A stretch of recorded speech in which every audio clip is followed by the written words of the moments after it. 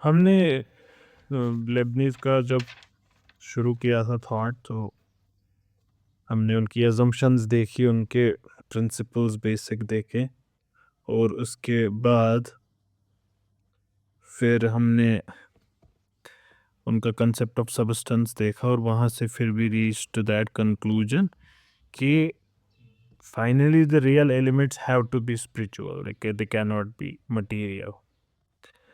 और इस indivisible self active spiritual atom को वो मोनाड नाम से बुलाते हैं, सो दे आर हिज मोनाड्स। ये मेटाफिजिकल पॉइंट्स है, ये इंडिविजिबल है, ये फिजिक्स वाले एटम्स नहीं है, not that, they are existent but they are these are divisible, ये जो एटम्स है। स्पिरिचुअल एटम सिर्फ एक वाहिद चीज़ है जो इंडिविजिबल हो सकती है, तो इस वजह से सिर्फ और सिर्फ फाइनल हकीकत मोनैड ही है। अब इन मोनैड्स को हम समझेंगे तो और भी फलसफा लाइबनीज का समझ आएगा। तो there are infinite number of these monads, but each of them is as real as this single substance. जो स्पिनोजा का सिंगल सब्सटेंस था, वो इनका एक एक मोनैड है। ये जो मोनैड्स हैं ये इटर्नल हैं, और they can only be destroyed by the will of God. ये जो स्टेटमेंट है ये कॉन्ट्राडिक्टरी स्टेटमेंट है। यहाँ पे इन्होंने मोनार्ड को क्रिएटेड भी बनाया, अल्लाह ताला पे डिपेंडेंट बनाया, लेकिन elsewhere he says they are eternal, और now they cease to be eternal and self contained because they are dependent on God. खैर, हम आगे बढ़ते हैं कि लाइबनीज क्या कहते थे। No monad has any part, ये इंडिविजिबल है, फर्दर इनका डिवीजन नहीं हो सकता, लेकिन अल्टीमेट रियलिटी है तो सेल्फ कंटेन्ड है, एक्सक्लूसिव है बाकी सारी चीज़ों से। रियल है तो इस वजह से whole unity of existence is contained in each monad. It is the whole universe itself potentially. इसमें एक मोनाड में पोटेंशियल है पूरी यूनिवर्स का, जो कुछ भी हो सकता है वो एक मोनाड हो सकता है। So what does that mean? That makes a Monod a world in miniature, a macrocosm in microcosm। इसके अंदर जो कुछ भी हो सकता है, what the possibility of whatever can happen, that possibility is inside that one monad। ये all inclusive है, तो it's like a mirror of the world। हर एक एक्टिविटी इज रिफ्लेक्टेड वेगली या क्लियर फॉर्म में by the nature of the monad। अब ये self contain है तो ये एक्सक्लूड करता है बाकी सब मोनाड्स को। इसमें एक इम्पॉर्टेंट पॉइंट है, जो एक्सक्लूशन का प्रिंसिपल है ना, ये बहुत इंपॉर्टेंट है। आप देखेंगे इससे इस पे सवालात भी उठेंगे और इससे बहुत कुछ होगा। So now they are self contained units excludes all monads that make one monad a world in itself, and they are all by itself. So it has no window, so these are windowless. आप देखेंगे इसके implications क्या क्या हैं। ये जो ये infinite number of मोनाड्स हैं, विंडोलेस हैं, ये क्वालिटेटिवली डिफरेंट है। So no two monads are alike. अब यहाँ से ये हमारा वो जो माइंड एंड मैटर वाला डिस्टिंक्शन है उसको सॉल्व कर देंगे। देखिए क्या कहेंगे। Monads are arranged in a hierarchical order, और ये जो हायरार्की है ये क्वांटिफाइड नहीं है। It's not like a jump, a quantum leap, no, these are gradual imperceptible transition है एक मोनाड से दूसरे में, कोई एब्रप्ट चेंज नहीं है। It is connection gradually. ये जो एब्सोल्यूट कंटिन्यूटी है मोनेड्स की, इसी से वो एक्सपीरियंस को एक्सप्लेन करते हैं। आज बहुत इंटरेस्टिंग सेशन होने वाला, आप देखेंगे। There are going to be very important things that are going to be discuss. और ये जो ये कंटिन्यूअस हो गया ये सीरीज़, इससे माइंड और मैटर के बीच में भी एक ब्रिज बन गया, आप अब समझ सकते हैं कि what we consider to be consciousness finally is same matter ही। एंड मैटर ही कहना भी गलत है क्योंकि matter is consciousness reduced and consciousness is तो let's call it something else. A monad increased is consciousness, decreased is matter. तो ऐसे इन्होंने इसको ब्रिज किया। ह्यूमंस एंड एनिमल्स में भी अब ब्रिज बन गया, कॉन्शियसनेस और अनकॉन्शियस स्टेट्स में भी अब ब्रिज बन गया। धीरे धीरे और समझ आ जाएगा कि क्या कहा जा रहा है। And by now this is 12th session, so you must have understood कि फ़लसफ़े में you should move on even if you don't get it completely. वो चीज़ें इतनी रिपीट होती जाती हैं कि at the end of it you are a wiser person, and then if you read it again you would be more wise, and ऐसे ही चलता रहता है। देखिए आगे अब क्या होगा। ये जो मोनाड्स हैं स्पिरिचुअल है, इनके दो कैरेक्टरिस्टिक्स हैं, एक परसेप्शन का, एक एपिटेशन का। एपिटेशन होगी तड़प, चाहत, सीकिंग। तो इनके अंदर दो चीज़ें, एक परसेप्शन है और there is this longing inside a monad for something. We would understand अभी कुछ एक मिनट्स में वील अंडरस्टैंड। परसेप्शन से मोनाड क्या करता है, it mirrors the whole infinity of existence. तो जितना डेवलप्ड कोई मोनाड होगा इतना इसका परसेप्शन क्लियर होगा, जितना कम डेवलप्ड होगा इतना कंफ्यूज परसेप्शन होगा। ये जो इनफाइनाइट ग्रेडेशंस की हमने बात की ना, वो आप अब देख सकते हैं that corresponds to this infinite series of perceptions. Same monad जो है उसमें भी डिफरेंट स्टेजेस ऑफ डेवलपमेंट होते हैं। तो उन different stages of development different stages of perception होंगे, डिफरेंट डिग्रीज ऑफ परसेप्शन होंगी।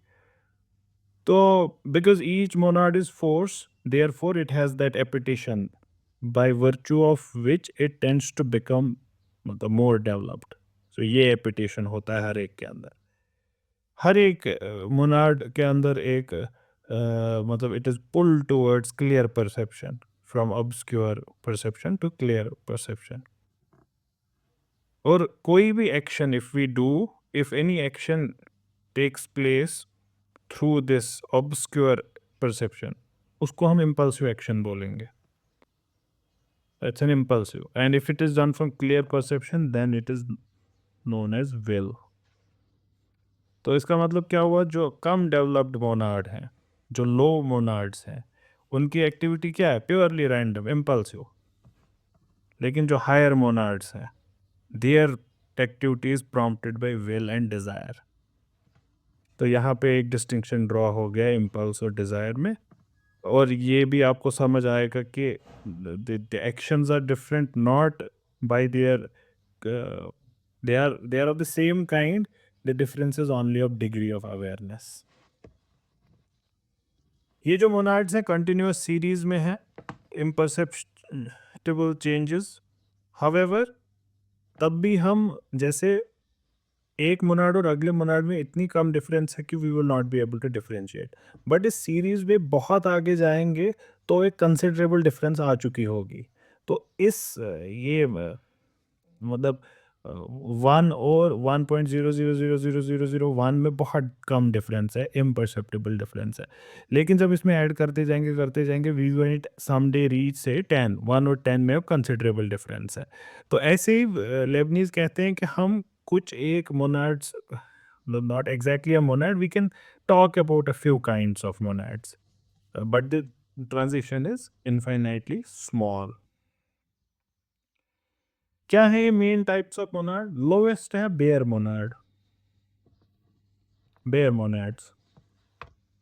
ये वो वाले मोनाड्स हैं जिनका परसेप्शन ऑलमोस्ट ऑब्सक्योर ही है, फुल फ्लेजेड ऑब्सक्योर है, क्लियर इसमें कुछ भी परसेप्शन नहीं है। ये इनऑर्गेनिक बॉडीज बनाते हैं। यहाँ पे आपको जैनिज्म का पैरेलल मिल जाएगा। So they go on to make the inorganic bodies। They are scarcely more than center of forces, and they express themselves in the form of motion, which appears to us to be purely mechanical। हम इनको कैसे समझ सकते हैं हमारी दुनिया में? We can think of them as totally sleeping, full fledged, मतलब डीप स्लीप में अगर कोई चीज़ है, वो यही मोनाड है। अब इसके बाद हम कॉन्शियस मोनाड्स की बात कर सकते हैं। Conscious monads they are endowed with memory as well. इनको हम सोल मोनाड कह सकते हैं। So these are souls. ये इन्हीं के बने होती है। Animal world, plants, bacteria etcetera, they are made of what? Soul monads. लेकिन जो ये हायरार्की इन्होंने बताया ना, इसमें soul monads are not the highest. The highest monads he calls spirits. ये कौन से हैं? जिनके अंदर रीजन है और यूनिवर्सल एंड नेसेसरी नॉलेज है। They are raised to the knowledge of the self as well as that of God. तो ये हाईएस्ट मोनाड्स है। हमने एक कंसेप्ट की बात की थी, प्री एस्टेब्लिश्ड हार्मनी। उसको थोड़ा समझते हैं। सुपिनोजा ने क्या किया? सुपिनोजा ने कायनात की वहदानियत को साबित कर दिया, करने की कोशिश की, कर दिया। That's a topic for other day. But in doing that he sacrificed what at the alter of unity? Variety. उन्होंने यूनिटी के लिए डाइवर्सिटी को डिस्ट्रॉय किया। लेबनीज हम देख रहे हैं कि he is starting with diversity, monads, infinite, all separated, windowless. तो ही स्टार्ट्स विद डाइवर्सिटी। अब यहाँ से it's going to get very very interesting. फलसफे को जब भी आप पढ़े ना, and this is true for all other sciences, you might find we have been talking about these boring books, etc.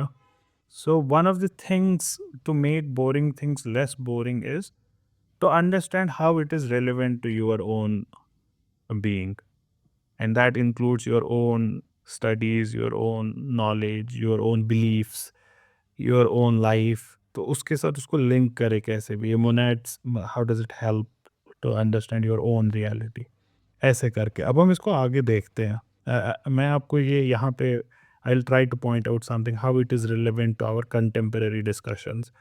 तो उससे you would be able to understand what I am trying to से।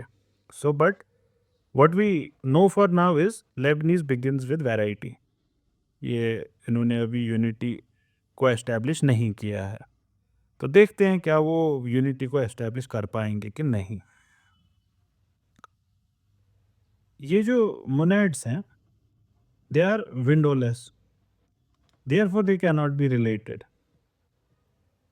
So how would we establish the unity? आप सुने Lebanese के खुद के words. He says, and I coat, each spirit being like a world apart, sufficient to itself, independent of every other created thing, involves the infinite, expressing the universe, is as lasting, as continuous in its existence, and as absolute as the very universe of created beings. ये definition of monad हम अभी समझ चुके हैं। इसके बाद, but in spite of monads being independent, working according to their inner urge, the world is still harmonious and a cosmos. ये भी हमारा एक्सपीरियंस हमको बताता है। कैसे? How is this possible?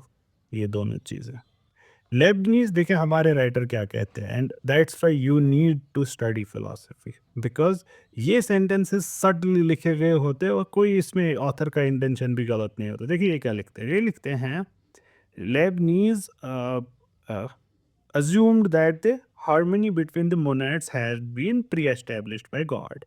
So he says pre-established harmony is an assumption. तो ये चीज़ को प्रूव करने के लिए ये क्या कह रहे हैं लेबनीज कि हर एक चीज़ के अंदर एक प्री एस्टेब्लिश्ड हार्मनी है, जिसकी वजह से हमको आज हार्मनी दिखते हैं। ये windowless, they are separately acting. Mind separately कह रहा है कि हाथ ऊपर उठाओ, और बॉडी सेपरेटली कह रही है कि हाथ ऊपर उठाओ। हाथ उठ गया, ये दोनों एक ही टाइम हुआ, इस वजह से हमको लगा mind led to raising of hand. Leibniz कह रहे हैं ये इंडिपेंडेंटली हुआ।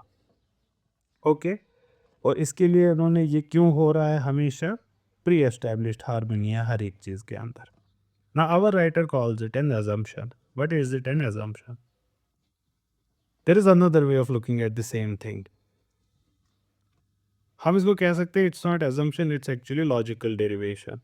लॉजिकल डेरिवेशन हम दो तरीके के लॉजिक जानते हैं, डिडक्टिव डिडक्टिव ये नहीं है, इंडक्टिव इंडक्टिव भी नहीं है, तो क्या है, there is third type of logic called abductive logic. इसको आप अर्थपत्ति से समझ सकते हैं हिंदुस्तानी फलसफे में, where pre establish harmony is the most accurate description of the things in front of us। जैसे Ram does not eat during the day, Ram is getting fatter and fatter every day। ये आपके सामने दो facts हैं। तो इसकी best explanation क्या है, अर्थपति से डराइव होगा कि Ram Yeats during the night.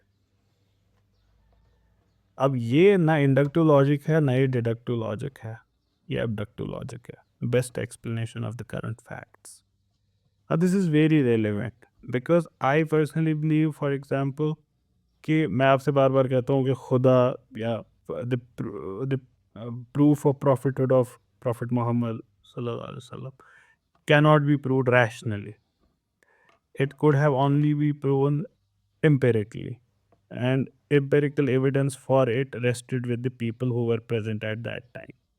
So we can trust their testimony, which has reached us through tawatur, through multiple chains of narration, and we can trust their uh, genius or whatever. So there are a lot of people, they believed in him when he was there, so we trust their judgment.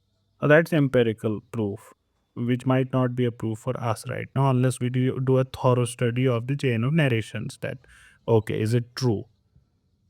But I believe that assuming the इनके words में assuming, otherwise it's abductive logic, that prophet was actually a prophet, it is the best explanation of all the facts that there are.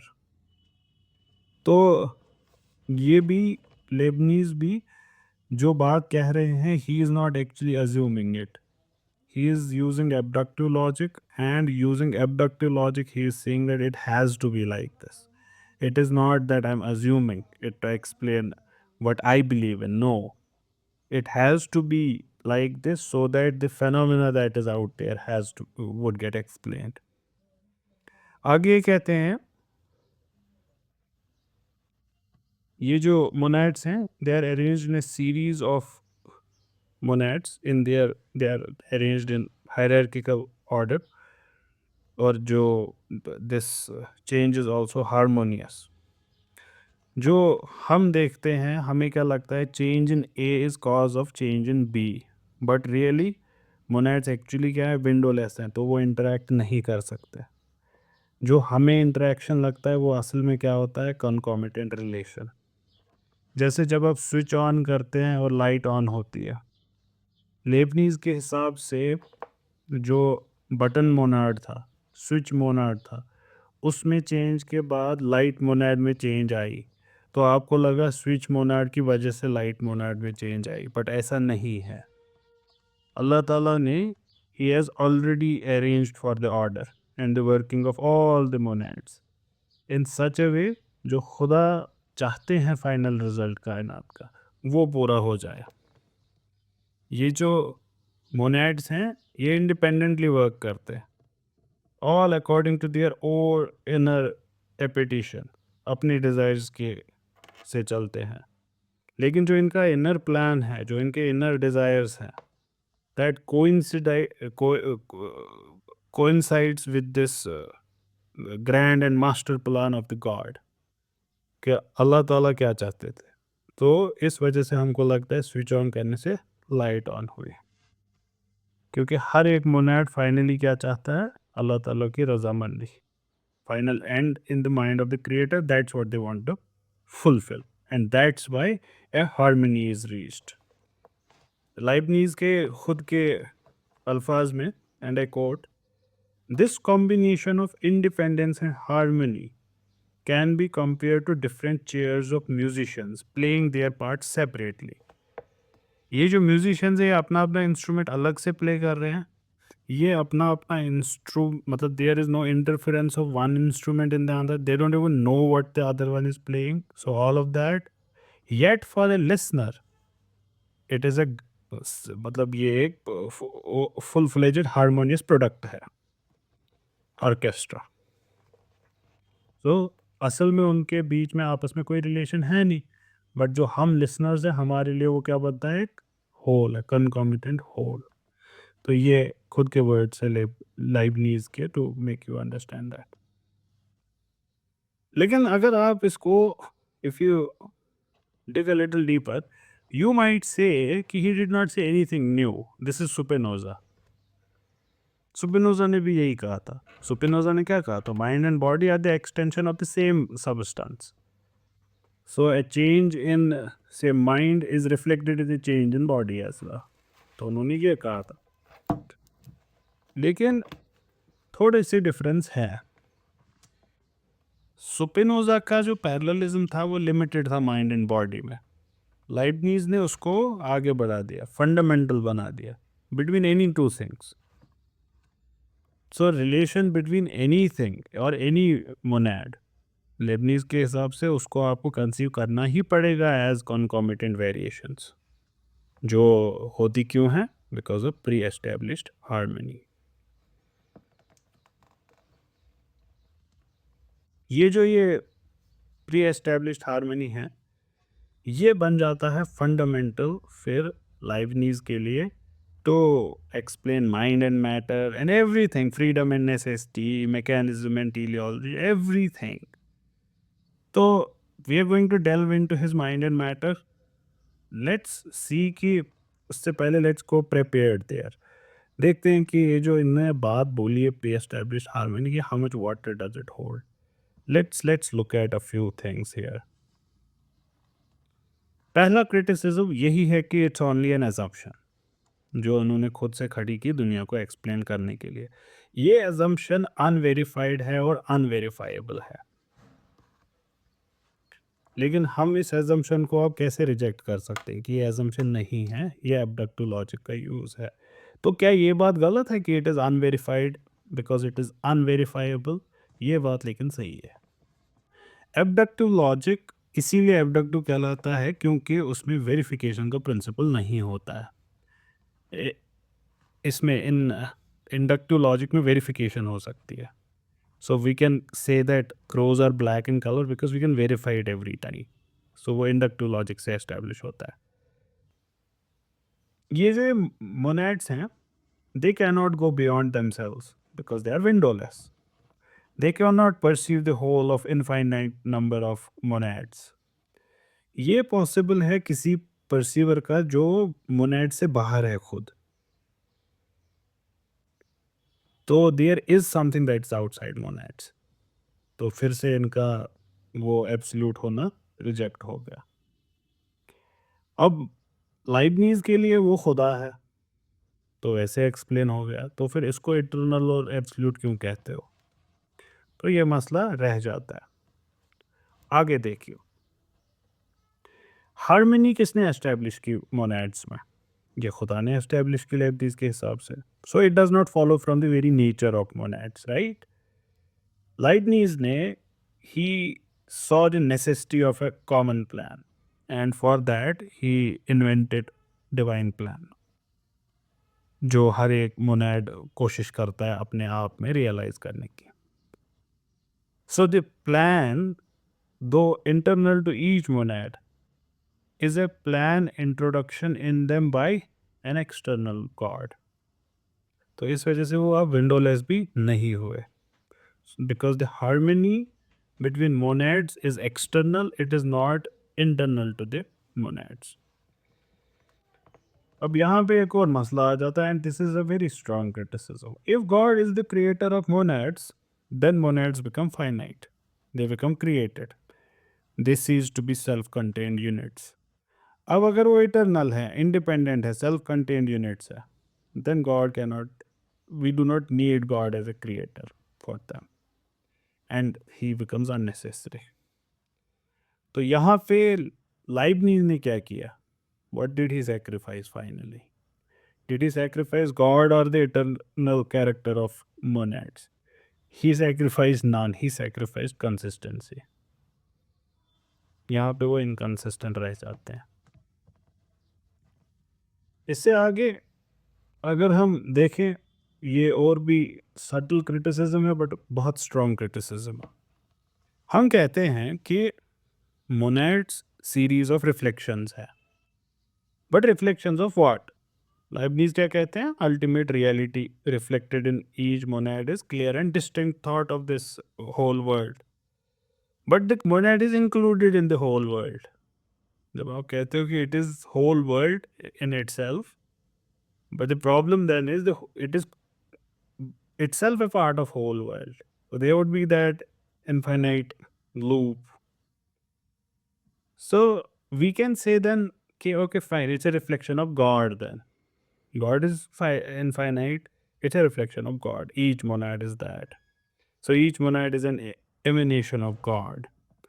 Then what happens is, if that is true, when God becomes the only reality, monads become imperfect appearances of or a modification of God. तो वापस Spinoza पे ही आ गए। So with all this असला बारूद आगे बढ़ते हैं, आप देखते हैं आगे क्या बोलते हैं। यहाँ पे है discussion of mind and matter. ये जो डॉक्ट्रिन प्री एस्टेब्लिश्ड हार्मनी का इंट्रोड्यूस किया लाइबनीज ने, उससे वो वैरायटी को एक्सप्लेन कर पाते हैं। और इसके अलावा माइंड और बॉडी के बीच का ब्रिज भी इससे कंस्ट्रक्ट हो जाता है। क्यों? क्योंकि strictly there is no body, there is no matter, because nothing is actually dead in Leibniz के सिस्टम में। Everything is made of same monads. जिसको आप बॉडी बोलते हैं वो क्या है? Aggregate of bare monads. तो ह्यूमन बॉडी क्या है? ये एक मशीन है, इनफाइनाइट कॉम्प्लेक्स है, but made of bare monads. ये है बस। In other words, human body is an organism of which every part is a living force, or so is true for every other thing. और इस जैसे human body में जो aggregate of bear मोनाड्स है, इन सब मोनाड्स में there is a queen monad which in the first instance mirrors the activity of the surrounding monads, and secondly through the aggregate mirrors the changes of all the monads in the universe. तो इससे ये explain करते हैं हमारा awareness of others. ये queen Monod by virtue of its superiority, इसको हम soul कह सकते हैं। ये रूलिंग मोनाड जो है इन सारे मोनाड्स का जो विसिनिटी में है, ये सोल मोनाड जो है, it is developed monad, it has developed perception, so that's why it knows what's going to happen with other monads. और इसके अलावा अल्लाह ताला ने बाकी सब मोनाड्स को सबऑर्डिनेट किया है इस हायर मोनाड के। तो इस वजह से lower monads appear as if they are realising the ends and means of this soul monad. तो सोल मोनाड चाहता है कि हाथ उठे तो हाथ ऊपर उठता है।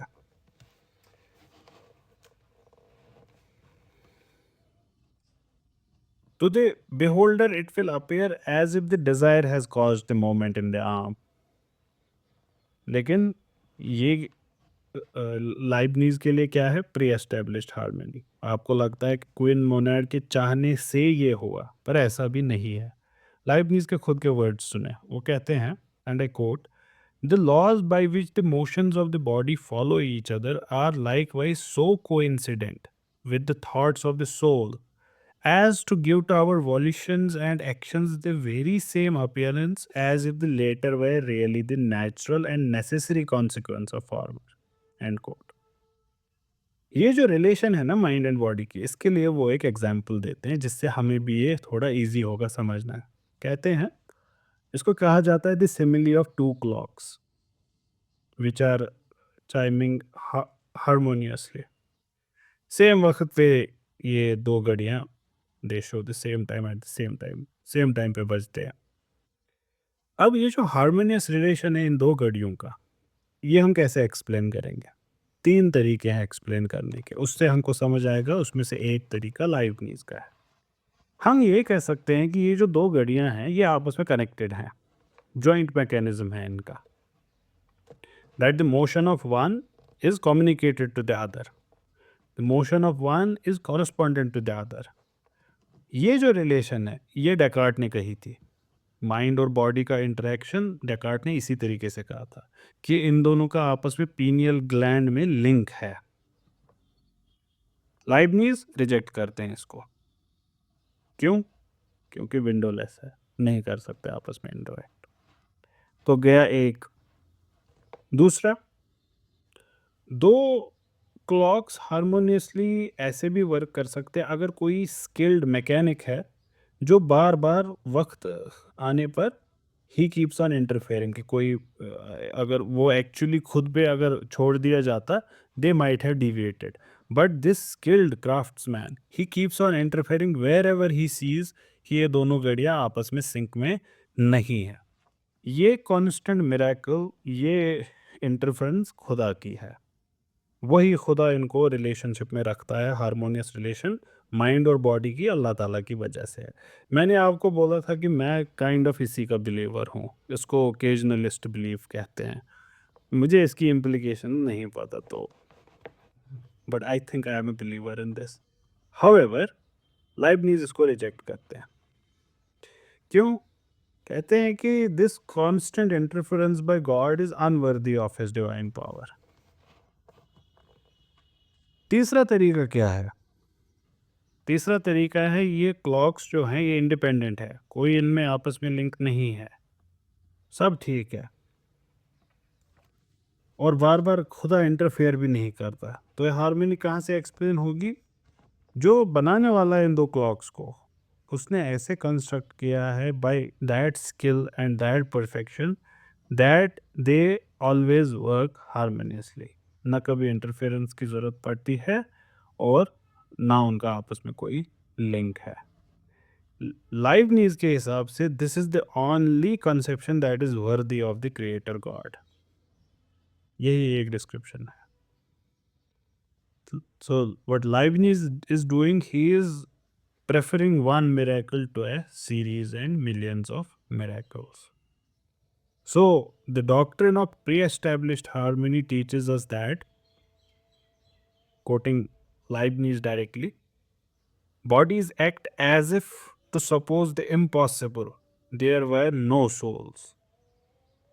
So bodies act as if there were no souls, and souls act as if there were no bodies, and both act as if each influenced the other.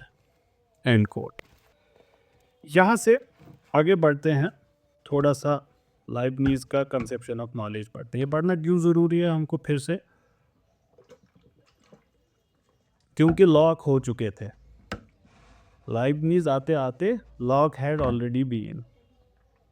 So when I say Locke had already been, that means the first devastation of rationalism had taken place.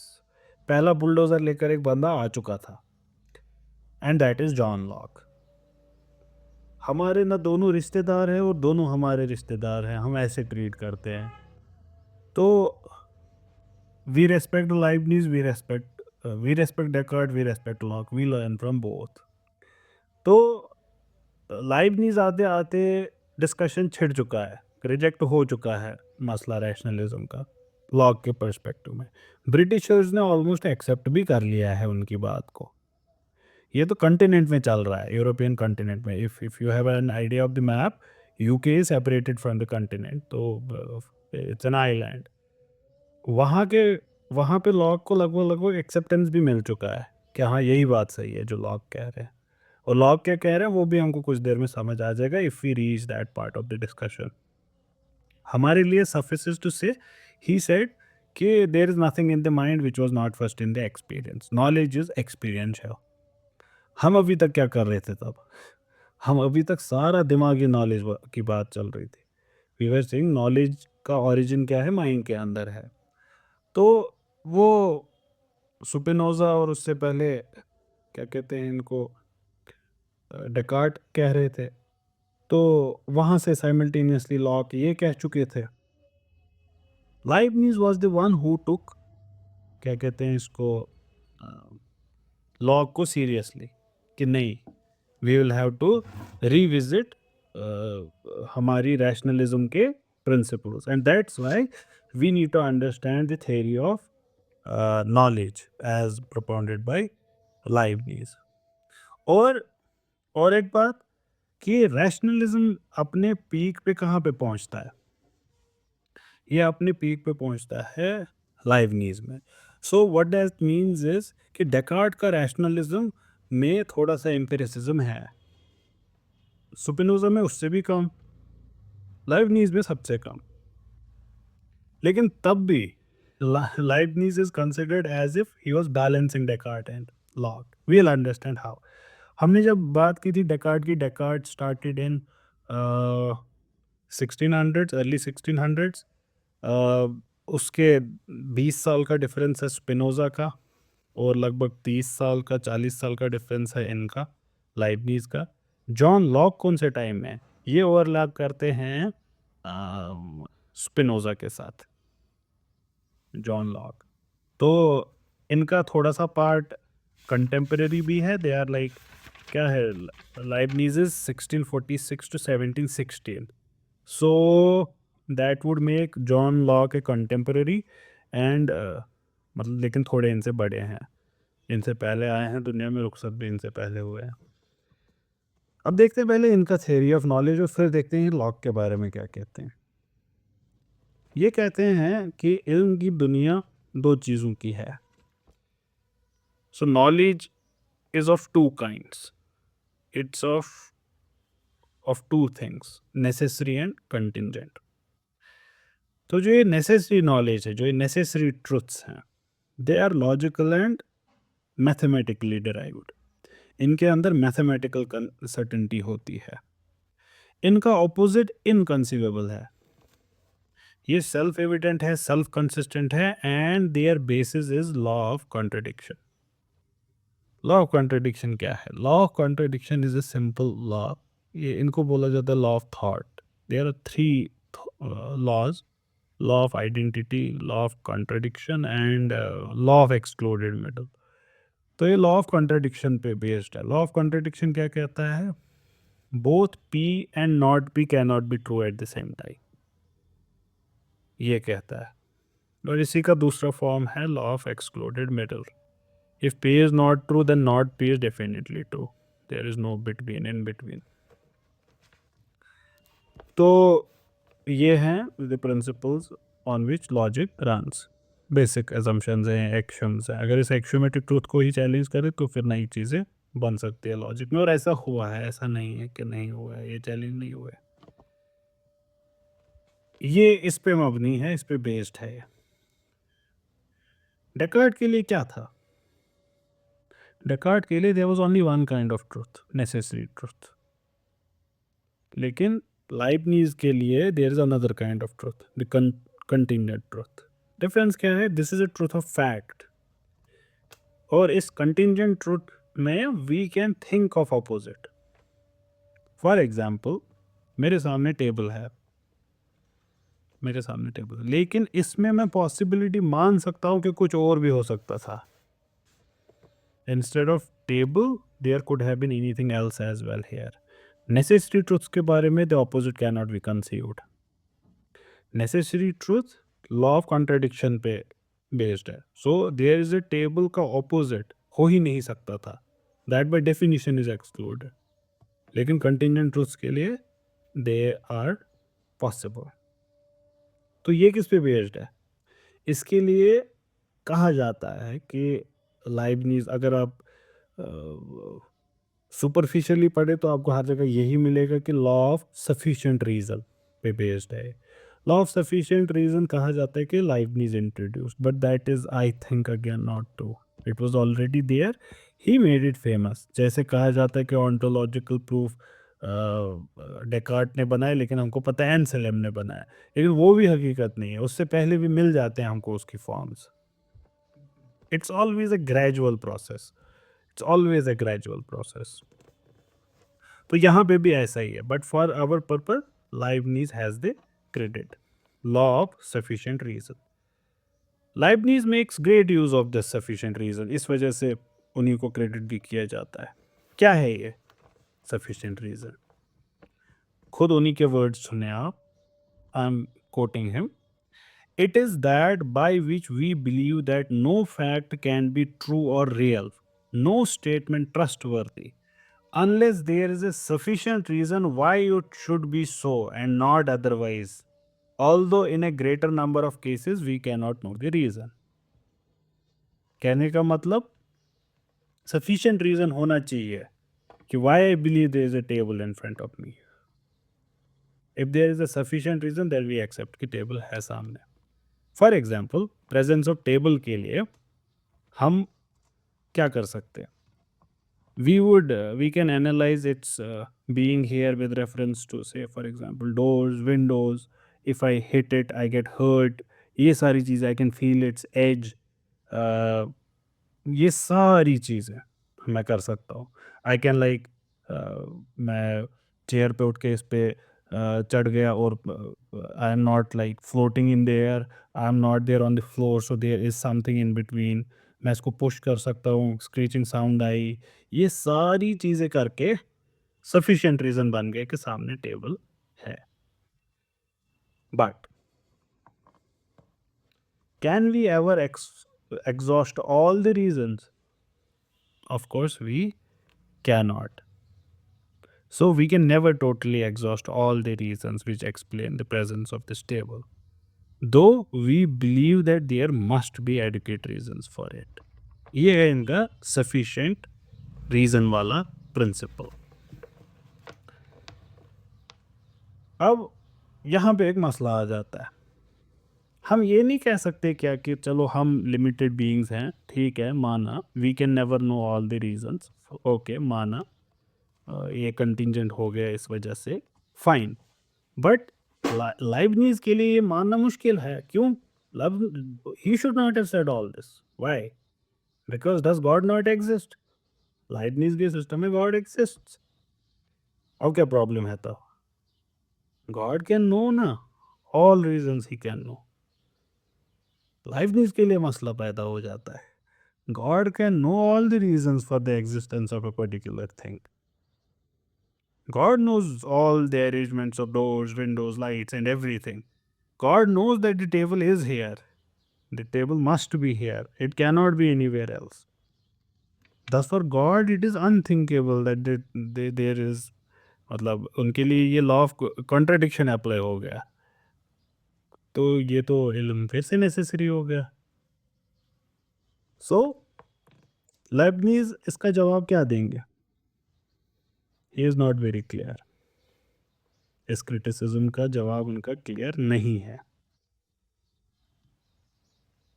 There is a strong tendency in him for this compromises, और वो कोशिश करते हैं harmonise करने की इन दो truths को. हम कह सकते हैं कि in one sense law of sufficient reason is wide enough कि लॉ ऑफ कॉन्ट्रडिक्शन इसी का सब पार्ट है.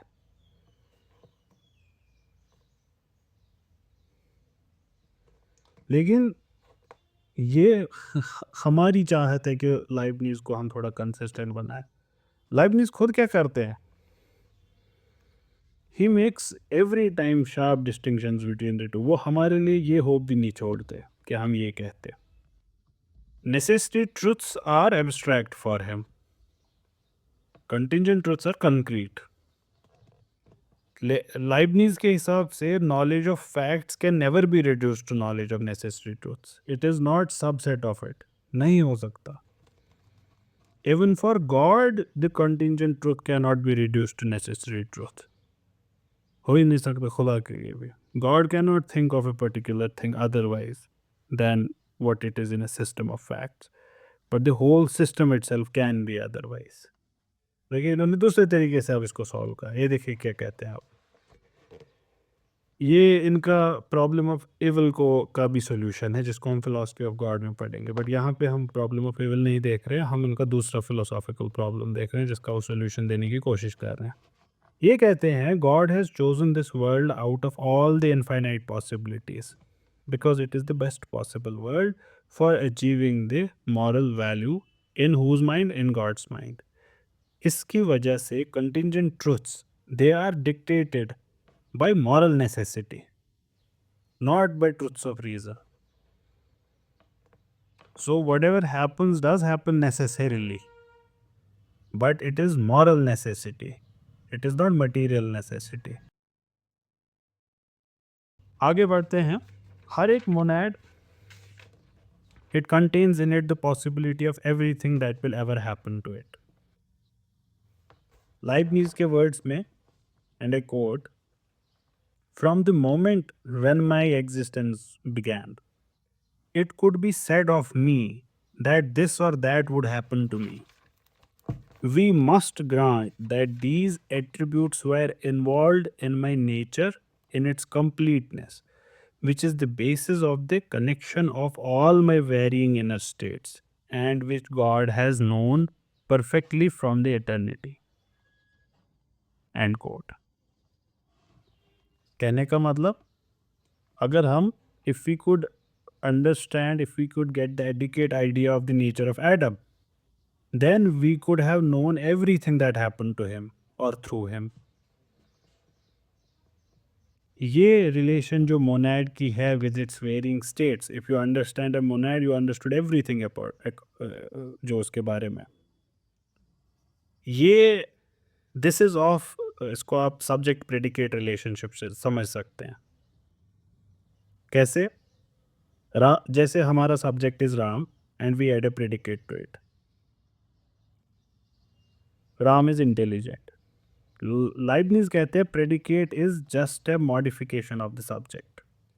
Ram is a first year student. Ram is intelligent. Ram is sitting outside. Ram scored 10 out of 10. Ram is playing cricket. ये सारी चीज़ें, these are modification of Ram. But the subject seems to contain all the possible predicates. अब देखिए यहाँ पे भी वो monad is windowless and self-contained. Leibniz ने उसको दूसरे तरीके से यूज भी किया और साबित भी किया. Though we know only a few predicates, we don't know all of the predicates of Ram. तो इस वजह से लाइबनिज कहते हैं, and I quote, I find that in all true propositions, in every necessary और contingent one, predicate is included. Subject में हमेशा predicate already included होता है. अब यहाँ पे जब सब्जेक्ट में हर कोई प्रेडिकेट इंक्लूड हो गया, ये फिर से स्पिनोजा बन गए. स्पिनोजा के डॉक्ट्रिन हम पढ़ चुके हैं. We have understood his doctrine, जिसमें everything follows from divine necessity, nothing could have happened otherwise. Leibniz इसको मॉडिफाई करने की कोशिश करते हैं, वही लॉ ऑफ सफिशिएंट रीजन से. So God foresees what will happen to any individual, not because everything is mathematically determined, but because he knows that in certain settings of all other things, only a particular kind of conduct will follow in a certain monad.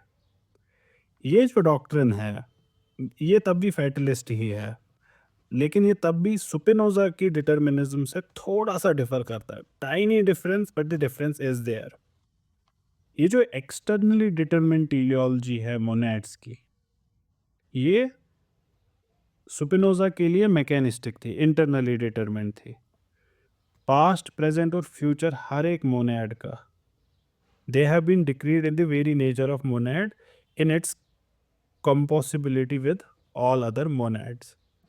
क्या लेकिन Leibniz अपना contention prove करने में सफल हुए? That's open.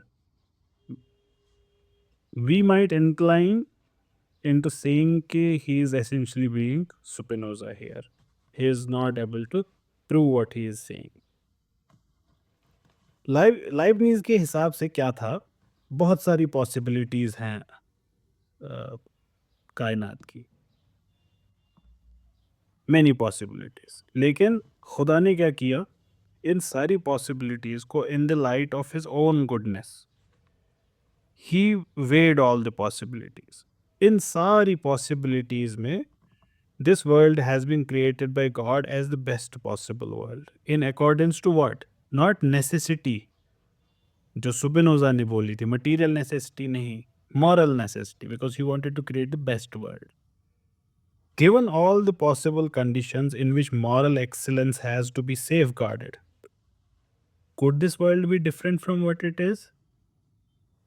अगर खुदा perfect है, जो लाइब्निज कहते हैं कि he is a perfect, then he could not have chosen any other possibility.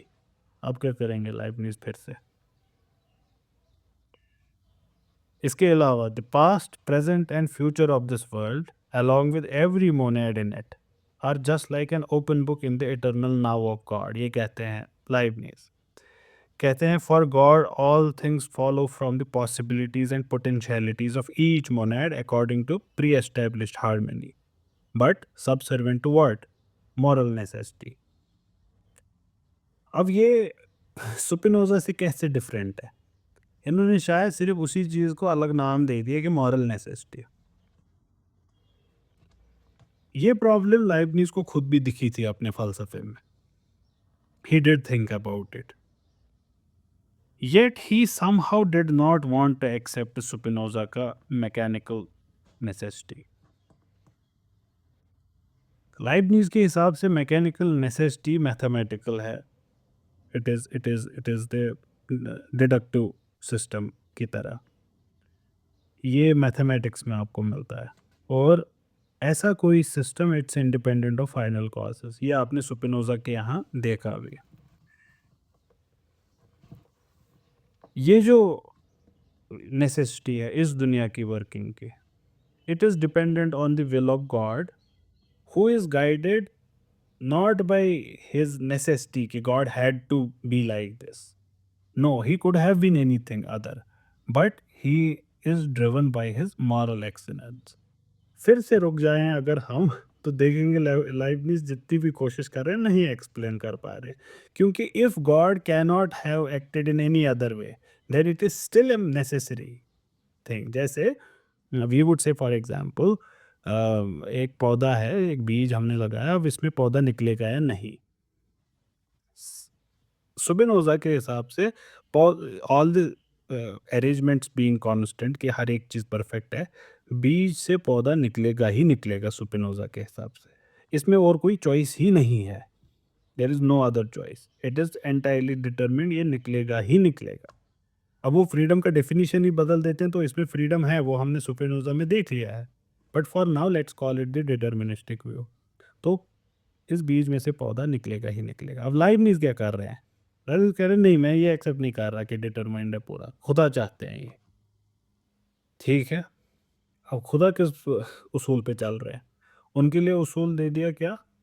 Moral necessity, कि मॉरल नेसेसिटी डिक्टेट करती है ऑल कंडीशंस बीइंग सेम कि बीज से पौधा निकलेगा ही निकलेगा। Could God have acted in another way then? The truth is he could not have, क्योंकि आपने अल्लाह ताला पे भी थोप दिया कोई और कानून। तो Leibniz is at the end of the day not able to explain it further. हम इस यूनिवर्स को कंसीव कर रहे हैं as the best possible world. We can always, Leibniz कहते हैं, we can always imagine it to be some other thing. ठीक, तो इस वजह से ये नेसेसरी नहीं है जो स्पिनोजा ने कहा। लेकिन यहाँ पे भी अगर आप ध्यान से देखें तब भी ये एक्सप्लेन नहीं कर पाए। इन्होंने क्या बोला? इन्होंने बोला best possible world. Best possible world एक हो सकती है, एक से ज़्यादा? ये एक ही हो सकती है, ये एक ही हो सकती है। खैर, हमारे ऑथर क्या कहते हैं? कहते हैं the solution is not satisfactory. क्यों? देखे क्रिटिसिज्म। कहते कि लाइब्निज ने तो कहा कि we can think of another world, this is the best possible world, but we can think of other universe. The question is then, can God imagine of this world to be otherwise? तो अल्लाह ताला के लिए तो necessity हो गई। Given all the monads, all that they are, could God have willed otherwise?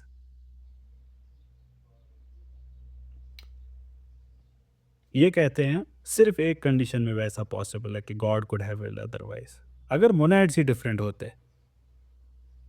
if the same moral excellence could be achieved in many other alternative ways, then we can say, okay, fine, there were other possibilities, but God chose this one. But under these circumstances, God finally becomes responsible for the evils in the world. हम argue कर सकते हैं evils पे जितना भी, लेकिन जो है उसके लिए तो खुदा ही responsible है. Thus the problem of evil would remain unsolved. ये जो हमारे ऑथर हैं, इन्होंने यहाँ जो प्रॉब्लम ऑफ evil को थोड़ा सा इन्होंने टच किया, ये इसीलिए किया क्योंकि ये जो बेस्ट पॉसिबल वर्ल्ड आर्ग्यूमेंट है लाइबनिज का, ये यूज़ किया जाता है. आपने देखा होगा ये, हर एक कहता है कि यही दुनिया बेस्ट पॉसिबल है, तो इसमें जितना एवल है ये होना ही होना था, ये नेसेसरी था. तो अब आप देखें कि that's why he has briefly touched it here, but ये डिटेल में उसमें आएगा फिलॉसफी ऑफ रिलीजन में. But our author is saying इस एक्सप्लेनेशन से one can always argue that these evils could have been otherwise in other possible world, कि वहां पे अलग होता. तो इस वजह से problem of evil remains unsolved, and yet it was this problem which Leibniz had in mind in the construction of his system. ये देखिए यहाँ पे इन्होंने कह दिया कि he was actually trying to solve the problem of evil. So we find that Leibniz has not been able to escape either. ये तो प्रॉब्लम इसका सॉल्यूशन नहीं दे पाए, ना ही वो स्पिनोजा के फलसफे को ये कर पाए एग्जिट, मतलब उससे खुदा अपने सिस्टम को अलग नहीं कर पाए. इसके बाद we need to understand his criticism of John Locke, and then we will have a sum up बाकी की तरह. वो हम इंशाल्लाह कल देखेंगे, एंड परसों we will start with empiricism of John Locke इंशाल्लाह.